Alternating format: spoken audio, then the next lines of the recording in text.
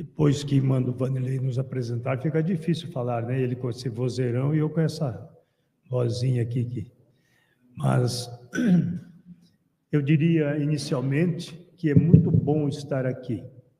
Quero agradecer ao convite e a oportunidade de estarmos nos conhecendo, criando vínculos.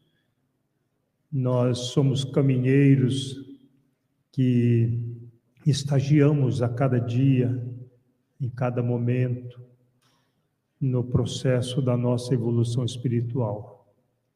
O tema que nos foi dado, a caridade, que é a máxima da doutrina espírita. Seria uma noite memorável aquela que o pastor João Luiz Gimene Reis assumiria aquela igreja de 10.000 congregados. Mas meia hora antes, ele se vestiu de mendigo e ficou nas cercanias da igreja, por onde as pessoas adentravam. E todos desviavam. De 8, aproximadamente, 3 lhe davam oi. Mas quando ele estendia a mão, solicitando uma moeda, eles se afastavam.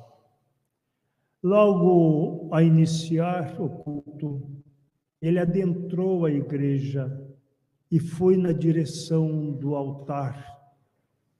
Quando ele estava quase à frente, 2 diáconos se apoderaram dele, segurando pelos braços, e o levaram de volta à última cadeira. E lá ele ficou. O culto foi iniciado. O pastor que fazia o cerimonial anunciou a grandeza daquele dia e anunciou a presença do pastor que assumisse a tribuna. A igreja se levantou e aplaudiu. Enquanto ela aplaudia, ele se levantou e foi na direção do altar. E à medida que ele ia passando, o aplauso ia silenciando. Até que ele chegou à tribuna, foi-lhe dada a palavra. E ele, contemplando aquela igreja, iniciou a dizer: quando vier o Filho do Homem das nuvens com seus anjos, estará ali sentado ao seu trono e reunida todas as nações.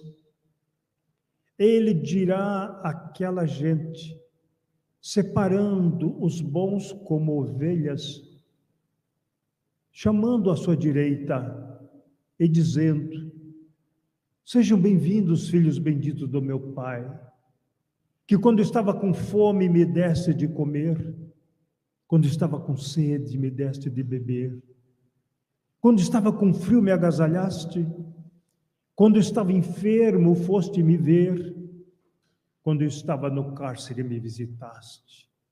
Vem para o meu lado direito, filhos benditos do meu Pai. E eles perguntaram: Senhor, quando é que nós fizemos isto ao Senhor? E ele diz: quando fizeste aqueles pequeninos, for a mim que fizestes. E dirão aos outros: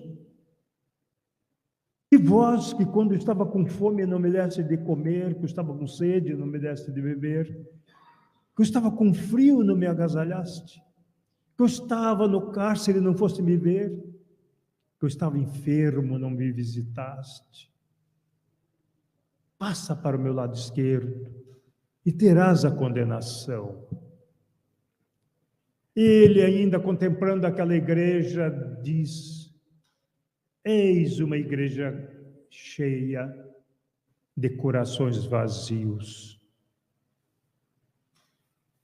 Esta é a razão que a doutrina espírita nos traz no capítulo 15 do Evangelho segundo o Espiritismo, como que o ápice do Evangelho, porque ela está razoavelmente no meio do texto do livro O Evangelho segundo o Espiritismo, como a cumieira da doutrina que os Espíritos nos trazem.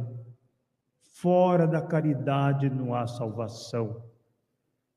O que é a caridade? Emmanuel nos diz que a caridade é o amor crescente e incessante. É o sol de 1000 faces brilhando para todos.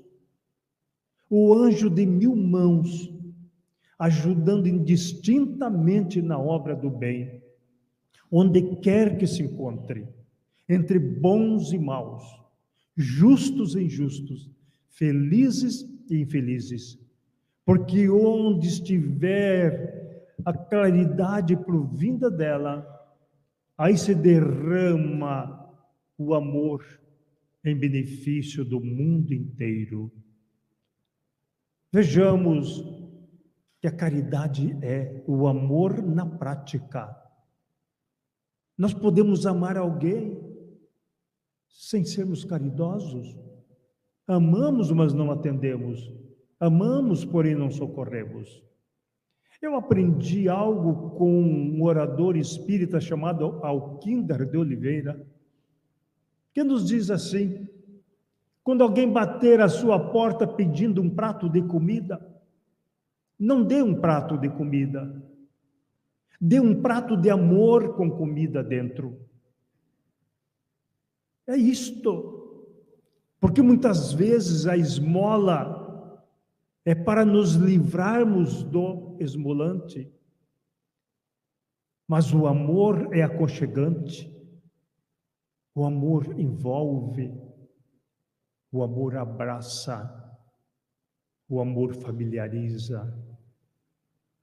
Este é o prato que ele nos fala, a mensagem robustecida pelo amor.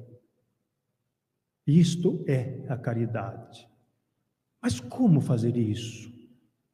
Meu irmão, de onde vens? Por que está aqui? Qual a razão que você está passando por essa situação?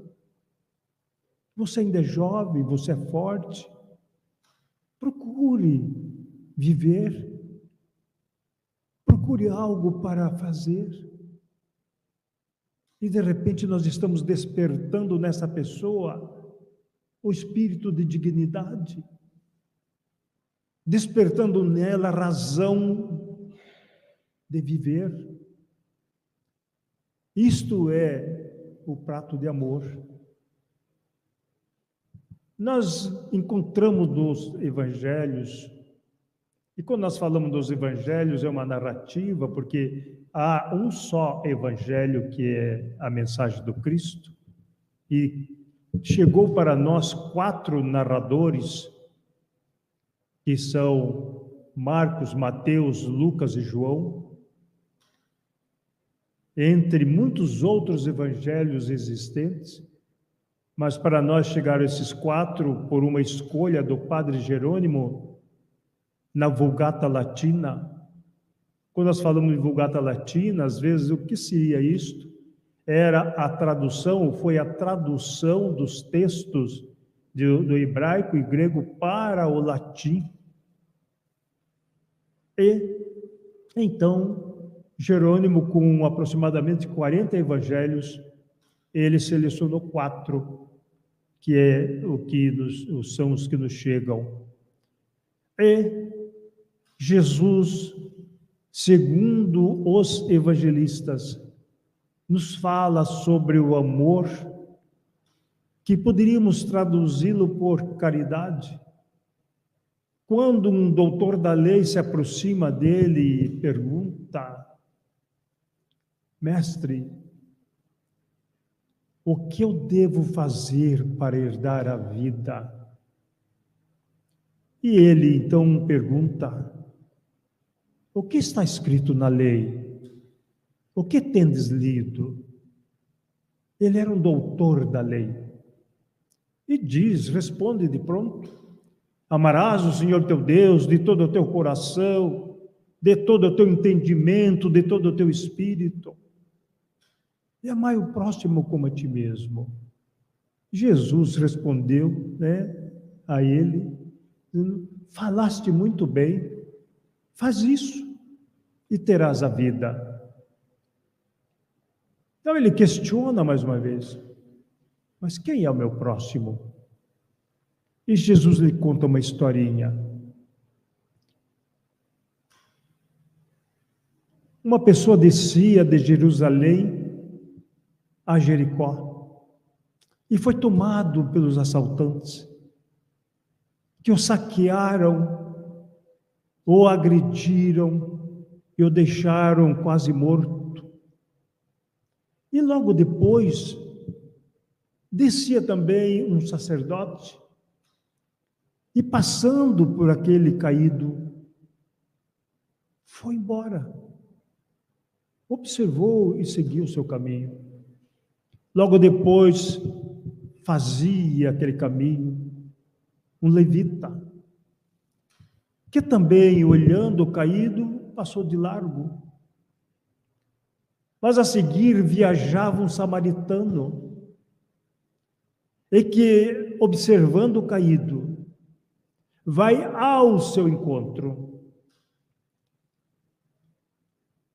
coloca vinho e azeite nas feridas, coloca a sua montaria, leva-o a uma hospedagem, e lá ele cuida daquele cidadão.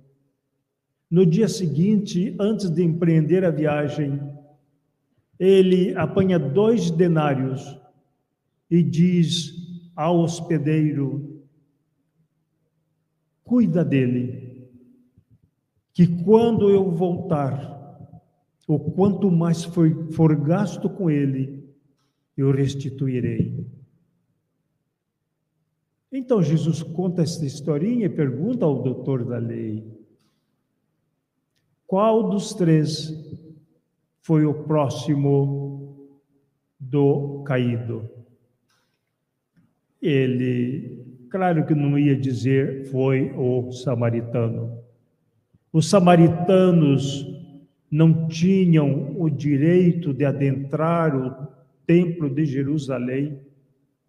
Por esta razão, eles construíram o templo no Monte Garizim, ou Monte do Gafanhoto, onde eles faziam a adoração a Deus. E ele então diz: por certo, aquele que usou de compaixão para com ele. Ele diz: respondeste bem, faz isto e terás a vida. Então vejamos que o sacerdote tinha uma identidade. O levita era um líder religioso. O caído era simplesmente o caído. O samaritano era conhecido pela fama dos samaritanos, mas o caído era o caído. Não era nem judeu, nem samaritano, nem grego. Era simplesmente o próximo. Este é o ensinamento. Socorrer aquele que necessita. Mas qual é o meu próximo? É aquele que está à minha frente. Aquele que carece de mim. Muitas vezes, um benefício material. Outras vezes, uma palavra. Certa feita, um jovem, conversando comigo, me disse: eu tenho fazendas, namoradas no plural, fazendas e namoradas, carros, eu só não tenho uma coisa: eu não tenho felicidade. À minha frente estava um jovem pobre. Porque outras vezes nós vemos alguém que talvez nem o prato da refeição ele teve, mas tem uma mensagem para nós: a resignação, o amor. E age para conosco com caridade. Então é importante refletirmos o porquê que a doutrina espírita coloca como sua máxima a caridade. Não é a verdade, embora seja fundamental a verdade. Jesus nos diz: conhecereis a verdade, e a verdade vos libertará. Ele fala da verdade a Pôncio Pilatos, quando ele questiona: tu és rei? E ele, contemplando Pôncio Pilatos, diz: tu dizes isso por ti? Ou porque dizem que eu sou rei?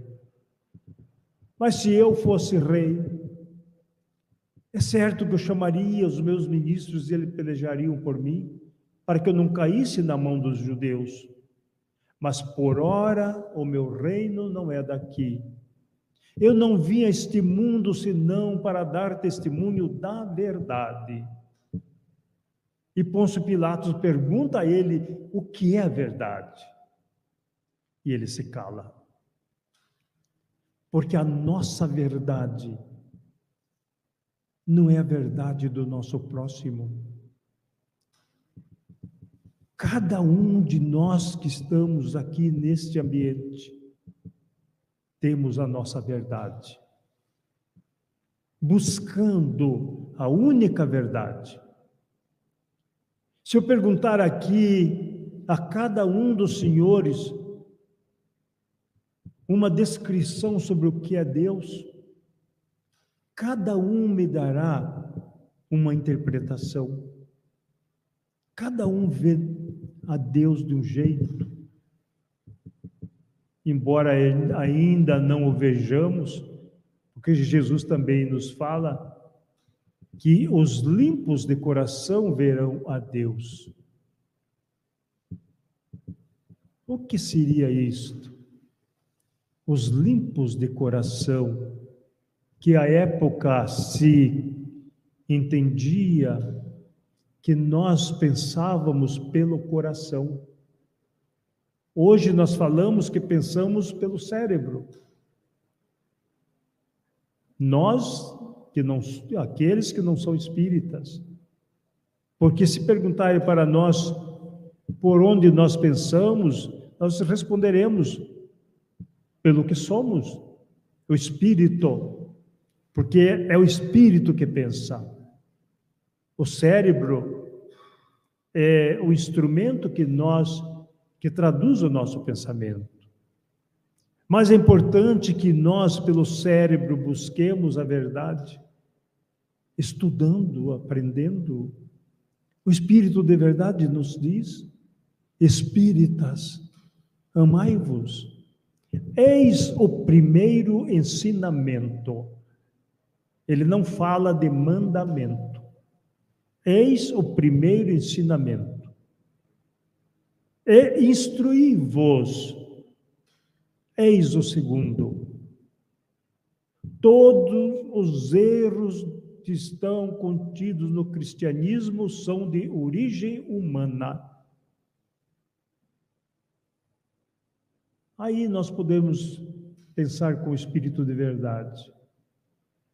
Como os erros contidos no cristianismo?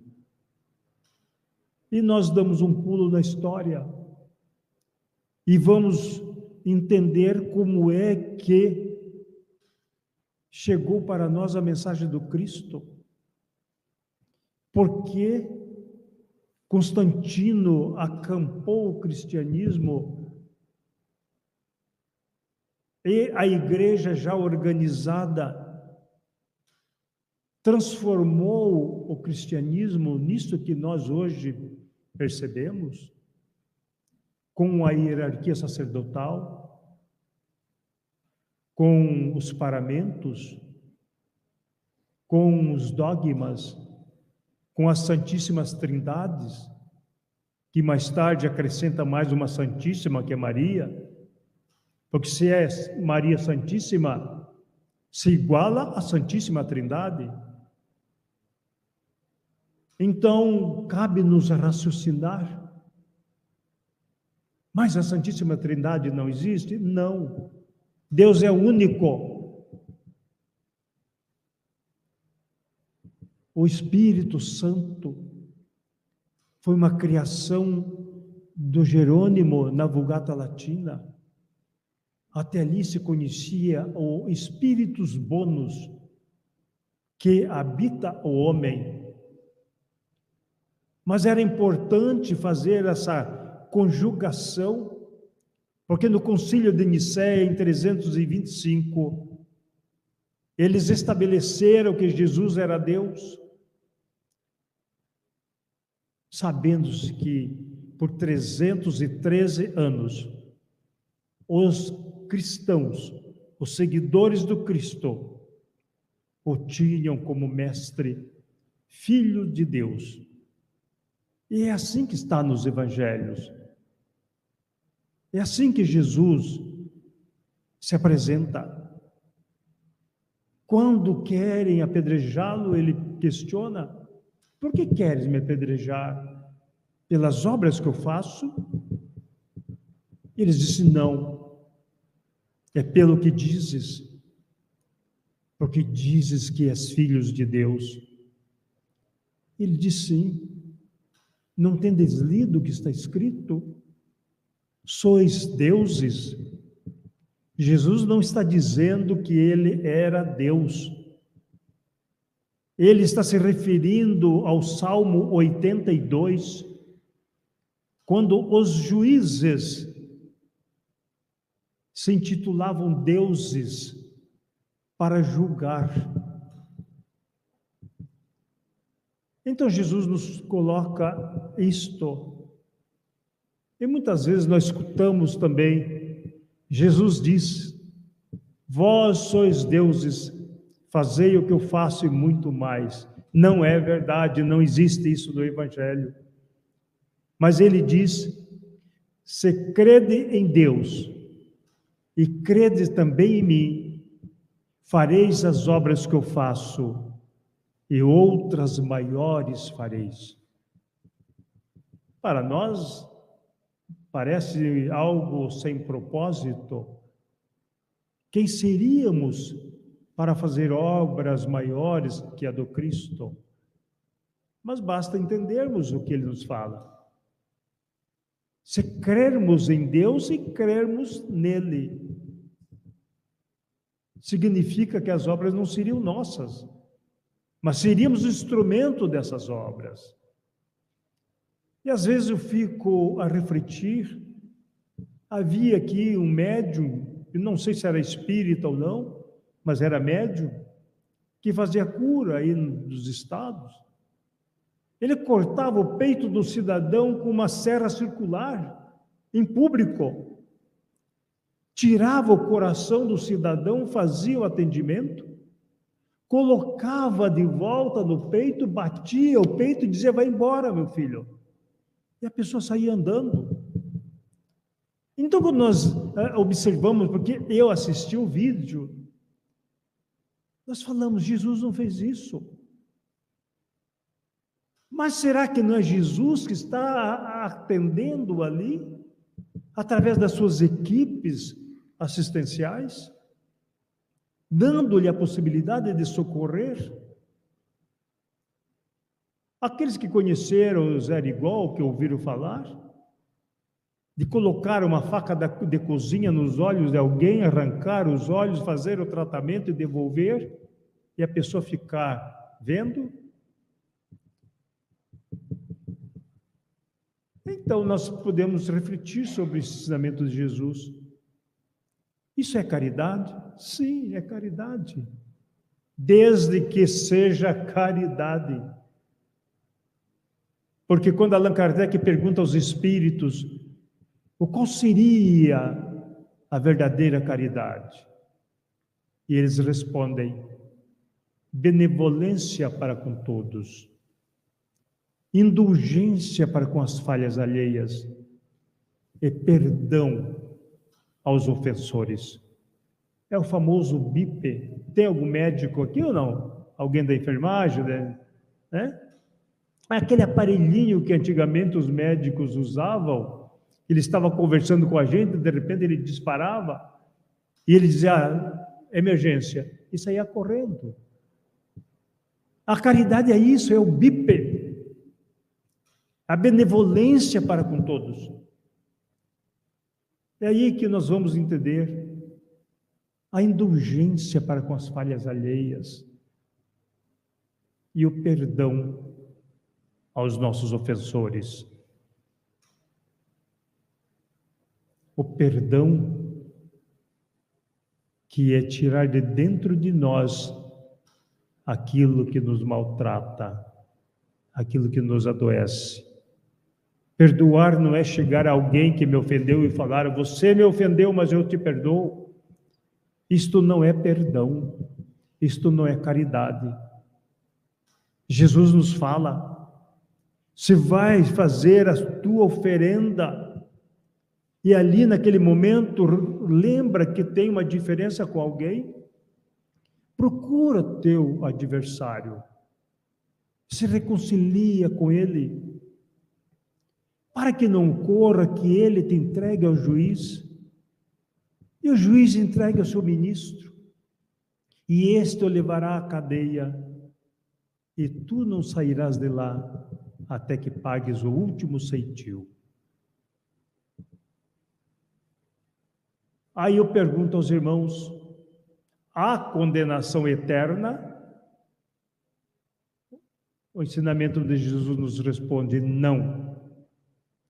Mas há o pagamento das dívidas, até que pagues o último ceitil, ou centavos para nós. Mas como pagar? Jesus nos fala, é preferível que entremos na vida com a falta de um membro, do que com o corpo perfeito irmos à perdição. Eu ficava pensando, como assim?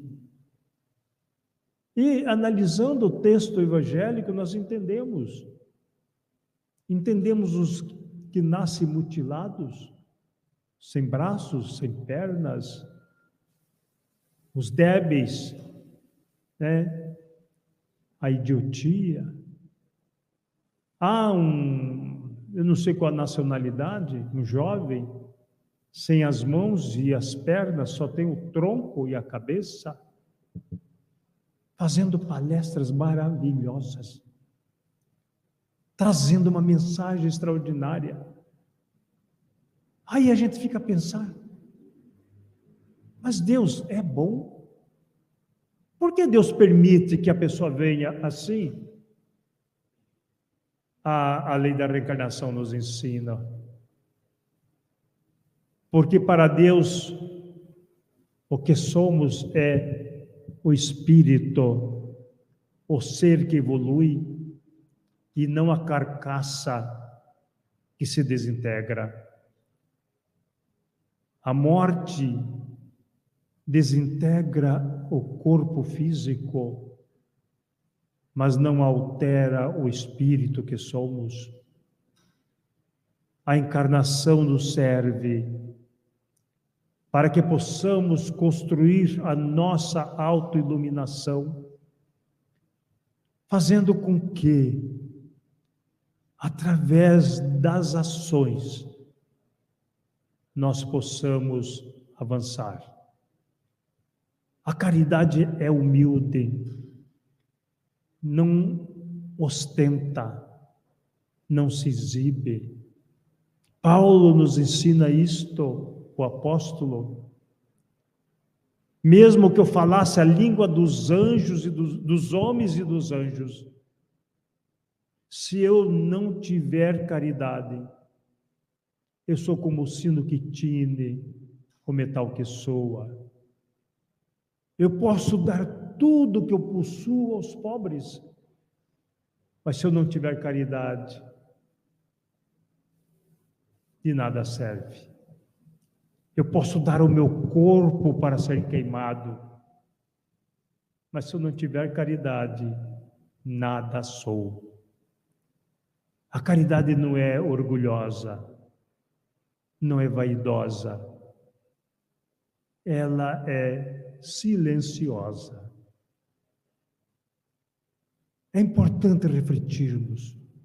De repente, a caridade de Joana de Cusa, creio que todos já ouviram falar em Joana de Cusa, a mulher de Cusa, que era um homem importante no reinado de Herodes, e ela foi uma das piedosas, as mulheres que reunidas ajudavam Jesus na sua missão.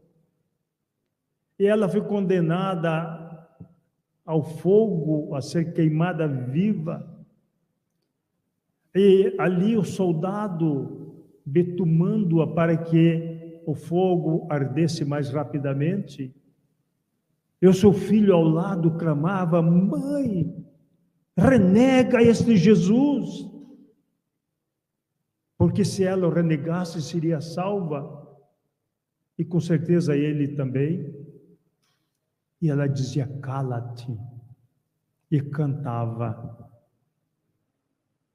O soldado que ia atear-lhe fogo, observando a cena, ela cantando, prestes a morrer, ele não se conteve. Diz: mulher, esse Jesus só te ensinou a cantar e a morrer? Ela contempla com piedade, diz: não, meu irmão, ele me ensinou também a amar, por isso eu te amo. Consta que ele jogou o facho e abandonou a sua tarefa. É claro que com toda certeza foi também punido pelo ato, mas ela faz a ele essa caridade, despertando nele a outra vida. Jesus nos falava de vida futura, que à época não entendíamos. Os fariseus, os homens da época, eles acreditavam na ressurreição ao mesmo corpo, assim como ainda se prega hoje. Mas a diferença da ressurreição com a reencarnação, Jesus ressuscitou, como nós ressuscitamos. Quando lhe falaram: Lázaro está morto, mandaram chamá-lo, ele diz: Lázaro não está morto, Lázaro dorme. 2 dias após, ele vai ver o amigo. Ele já estava no sepulcro. E Jesus então manda retirar a pedra. Antes, porém, Marta e Maria, que eram irmãs de Lázaro, diz: Senhor, nós mandamos chamá-lo em tempo. Se estivesses aqui, ele não teria morrido. E ele, contemplando o túmulo, diz: removam a pedra. Em a pedra removida, ele ordena: vem, Lázaro. E o Lázaro vem. Então ele diz àqueles: tirem a faixa. Vale refletir sobre isto. Se ele tinha poder para ressuscitar Lázaro, por que não removeu a pedra? Se ele tinha poder para remover a pedra e ressuscitar Lázaro, por que ele não disse: faixas, saiam dele? E esta é a lição que nos fica, para que possamos remover as pedras daqueles que estão no sepulcro da espiritualidade, ajudando-os. É a ressurreição dos mortos que Jesus nos fala. Curai os enfermos, limpai os leprosos. ressuscitai os mortos. É ajudá-los, aqueles mortos vivos com quais encontramos, a remover a pedra da ignorância, para que caminhem na trilha do bem e do amor. Esta é a caridade que nós podemos fazer. É importante refletirmos, queridos irmãos e irmãs, para que a cada momento da nossa vida nós possamos entender a mensagem do Cristo. Mas falemos de ressurreição. Maria de Magdala vai ao sepulcro ver o seu mestre que estava lá. Mas ela lá chegando, viu o túmulo aberto. Entra e não encontra ninguém. Ela sai e tem uma pessoa ao lado. Ele pergunta: o que vieste ver, mulher? Ele diz: eu vim ver meu Senhor, mas ele não está. Então ela ouve Maria de Magdala, e ela olha a Jesus, e ela vai abraçá-lo, e ele diz: não me toques, eu ainda não subi ao Pai. Mas vai, e diz aos meus discípulos que eu os verei na Galileia. Ela vem e fala aos discípulos: eu vi o mestre. É que na hora ela fala Rabone, quer dizer mestre. E eu vi o mestre. E eles então, contemplando Maria, diz: não é possível. Ele não se apresentaria a uma mulher. E aí, Maria, mãe de Jesus, diz: Maria a Magdala, se tu me diz que viste, eu creio. Dias depois, 2 discípulos estão a caminho de Emaús, e de repente se ajunta a eles um terceiro, e vai caminhando com eles até Emaús.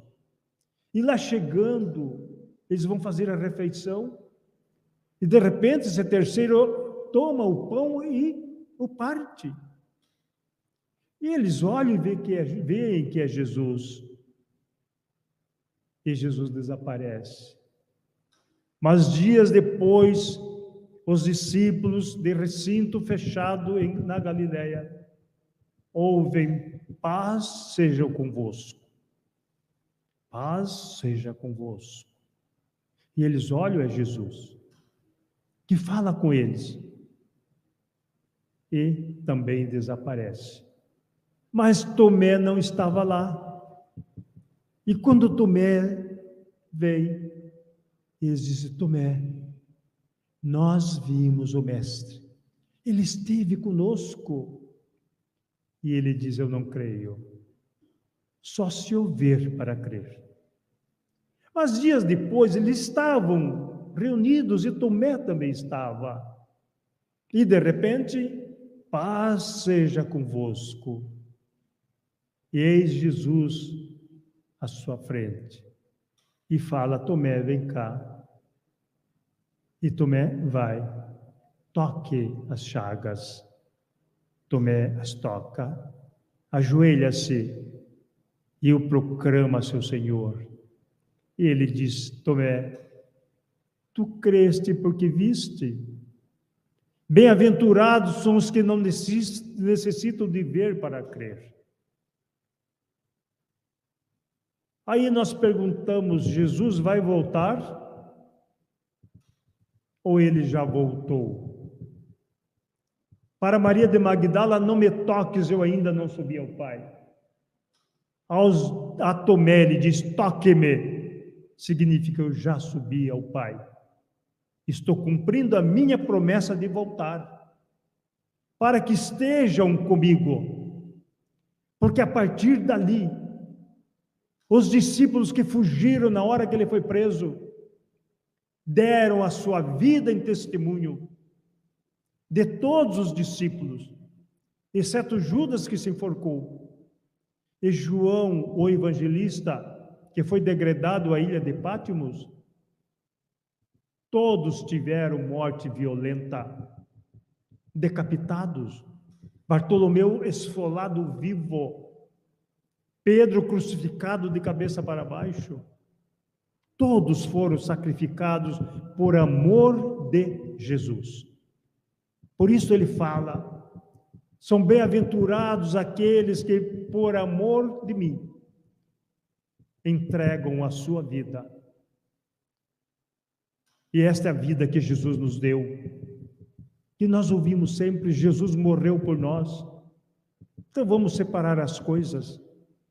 Realmente morreu por nós, porque foi assassinado por talvez alguns de nós lá no momento, porque nós já existíamos antes, alguns existimos à época e todos existimos depois, mas ele morreu pela nossa injustiça, pela nossa maldade. Ele deu a vida por nós. Isto significa da humildade da manjedoura ao perdão da cruz. Isto é a vida, os ensinamentos, ensinando que nós devemos agir em favor do próximo, que devemos nos amar, porque nós só podemos oferecer a alguém aquilo que nós temos. Se não nos amamos, se nos levamos ao suicídio dos vícios, aos hábitos da maledicência, nós estamos nos maculando e não nos amando. É importante que aprendamos a nos amar para oferecer amor. Então, queridos amigos e irmãos,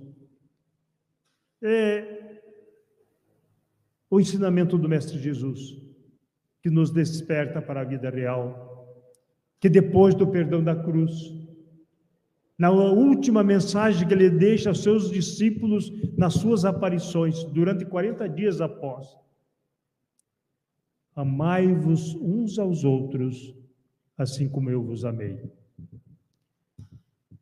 Naquela manhã de abril, Allan Kardec estava triste, angustiado, porque embora suas obras estivessem em grande procura, ele estava sendo muito caluniado, perseguido. Ele estava ali muito triste. E de repente a Madame Gabi chega com um volume vindo do correio e o entrega. Ele toma o embrulho, abre e tem uma carta dirigida ao senhor Allan Kardec. E senhor Allan Kardec, e conta a história que eu vou resumir. Eu, muito jovem, me casei, e a minha esposa era a minha vida. Faço aqui a minha interpretação. E eu era muito feliz, mas de repente ela se foi. E eu achei uma injustiça perder a minha amada.